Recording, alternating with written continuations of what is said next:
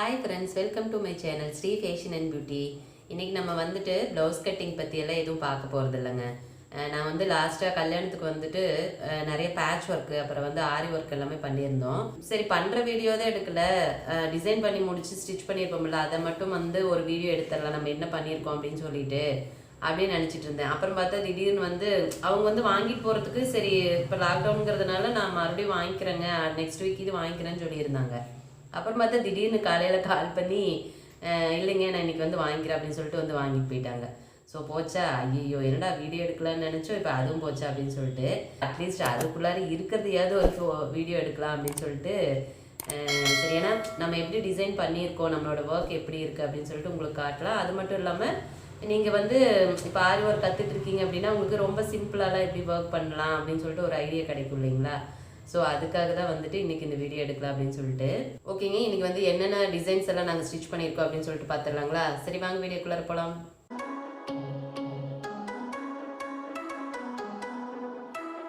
இப்போ பார்த்தீங்கன்னா ஃபஸ்ட்டு நான் இப்போ போட்டிருக்கிற ப்ளவுஸ் பார்த்தீங்கன்னா ஆரி ஒர்க் ப்ளவுஸ் தான். பட் இது வந்துட்டு ஃபுல்லாக ஹேண்ட் எம்ப்ராய்டரியில் பண்ணுறது. அதாவது இது வந்து இந்த டிசைன் பார்த்தீங்க அப்படின்னா நம்ம கையூசி வச்சு பண்ணுவோம் இல்லைங்களா, அந்த ஒர்க் இது.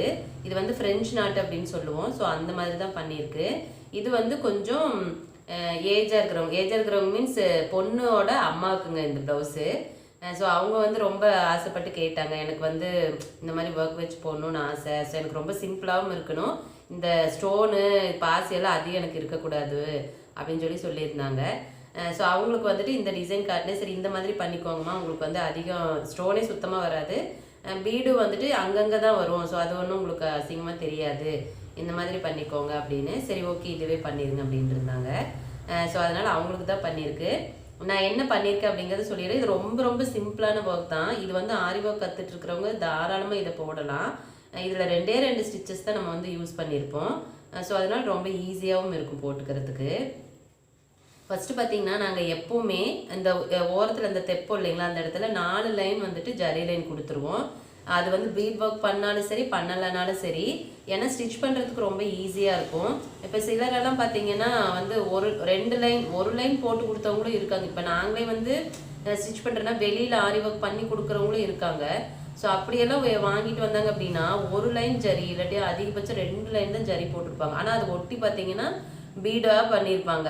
ஸோ அது ஸ்டிச் பண்ணுறப்ப கண்டிப்பாக ரொம்ப கஷ்டம். அப்போ என்ன ஆகும், பீடு அடிபடுறதுக்கு வாய்ப்பு இருக்குது. அப்புறம் அதை நம்ம ரொம்ப பார்த்து தைக்கணும். ஒரு ப்ளவுஸ் தைக்கவே அப்புறம் வந்து 2 மணி நேரத்துக்கு மேலெல்லாம் ஆகும். ஸோ அந்த மாதிரியெல்லாம் இருக்கும். அதனால் கம்பல்சரி வந்துட்டு நீங்கள் ஒரு மினிமம் 3 லைனாவது ஜரி லைன் கொடுக்கணும். அப்போ தான் வந்துட்டு ஸ்டிச் பண்ணுறப்பவும் ஈஸியாக இருக்கும், நம்மளோட ஒர்க்கும் வந்துட்டு எந்த ஒரு டிஸ்டர்ப் ஆகாத நீட்டாக ஃபினிஷிங் வந்து நீட்டாக இருக்கும். அதுக்காக ஸோ நான் வந்து 4 லைன் ஜரி லைன் கொடுத்துருக்கேன். வெறும் செயின் ஸ்டிச்சு தான். அப்புறமா அதை ஒட்டி பார்த்தீங்கன்னா லோடிங் கொடுத்துருக்கேன். இது வந்து அவங்களோட சாரீ கலர் பார்த்தீங்கன்னா இதே க்ரீன் கலர் தான். ப்ளவுஸ் வந்து கான்ட்ராஸ்டாக இந்த மாதிரி கலரில் இருக்குது. சாரீ எல்லாம் வந்துட்டு அவங்க ஆல்ரெடியே வந்து ஃபால்ஸ் எல்லாம் வச்சு வாங்கிட்டு போயிட்டாங்க. ஸோ அதனால் சாரீ எங்ககிட்ட எதுவுமே இல்லை. அதுக்கு வந்துட்டு நான் லோடிங் போட்டிருக்கேன். எம்போஸ் லோடு தான். உள்ளே வந்து நம்ம பைப்பிங் த்ரெட் இருக்கு இல்லைங்களா, அது கொடுத்துட்டு மேலே வந்துட்டு லோட் போட்டிருக்கு. ஸோ மறுபடியும் வந்துட்டு 2 லைன் வந்து ஜரி லைன் கொடுத்துருக்கேன். அதுக்கப்புறமா என்ன பண்ணியிருக்கேன் அப்படின்னா ஃபஸ்ட்டு என்ன பண்ணேன் அப்படின்னா இந்த பீடு வச்சுட்டேன். இந்த பீடு வந்து வைக்கிறப்பவும் நம்ம வந்துட்டு அளவு கரெக்டாக செக் பண்ணி வச்சோம் அப்படின்னா ஒரே மாதிரி இருக்கும் அந்த பீடோட கேப்பு. நான் பார்த்தீங்கன்னா கரெக்டாக 1/2 இன்ச்சு தான் கேப்பு வச்சேன்.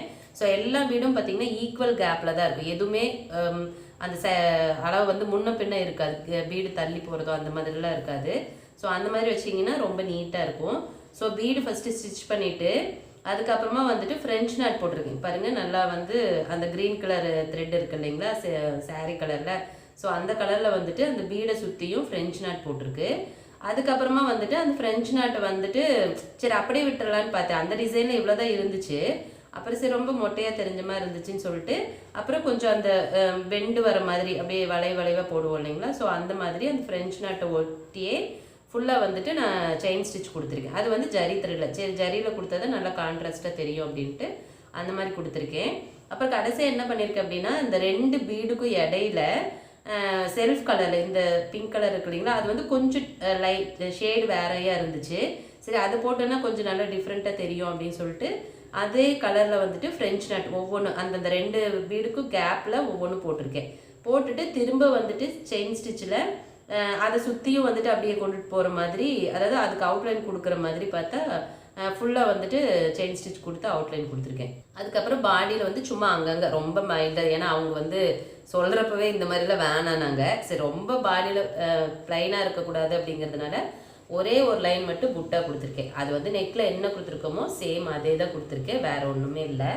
ஸோ நீங்கள் வந்துட்டு உங்களுக்கும் இந்த மாதிரி கொஞ்சம் ஏஜாக இருக்காங்க, அவங்களுக்கு வந்து போடணும் அப்படின்னா இந்த மாதிரி சிம்பிளாக போட்டிங்க அப்படின்னா அவங்களுக்கு ரொம்ப சூப்பராக இருக்கும். ஏன்னா இதில் வந்து ஸ்டோனே சுத்தமாக இல்லை, அதனால் அவங்களுக்கும் போட்டுக்கிறதுக்கு கம்ஃபர்டபுளாக இருக்கும்.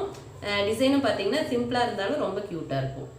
அதுக்கப்புறம் ஃப்ரண்ட்டு பார்த்தீங்க அப்படின்னா பேக்கில் என்ன இருக்கோ சேம் அதே தான் நம்ம வந்துட்டு ஃப்ரண்ட்டுக்கும் பண்ணியிருக்கோம். ஸ்லீவ் பார்த்தீங்கன்னா ரொம்ப ரொம்ப சிம்பிள். ஏன் அப்படின்னா ஸ்லீவ் வந்து ஃபுல்லாக உங்களுக்கு வந்து அந்த பார்டரே வந்துட்டு ஸ்லீவ் ஃபுல்லாகவே வந்துருச்சு. ஸோ அதனால் என்ன பண்ணிட்டேன்னா கீழே வந்துட்டு சரி ஃபஸ்ட்டு லோட் கொடுக்க வேணாம் அப்படின்னு தான் நினச்சேன். அப்புறம் யோசிச்சு லோட் கொடுக்கலன்னா ரொம்ப மொட்டையாக இருக்குமே அப்படின்னு சொல்லிட்டு ஸ்லீவில் வந்துட்டு ஃபஸ்ட்டு ஒரு 3 லைன் வந்து ஜரி லைன் கொடுத்துட்டு அதுக்கப்புறமா லோடு நெக்கில் என்ன லோட் பண்ணியிருக்குமோ சேம் அதே தான். அதுக்கப்புறம் ஒரு 2 லைன் வந்து ஜரி லைன் கொடுத்துட்டு முடிச்சிட்டேன்.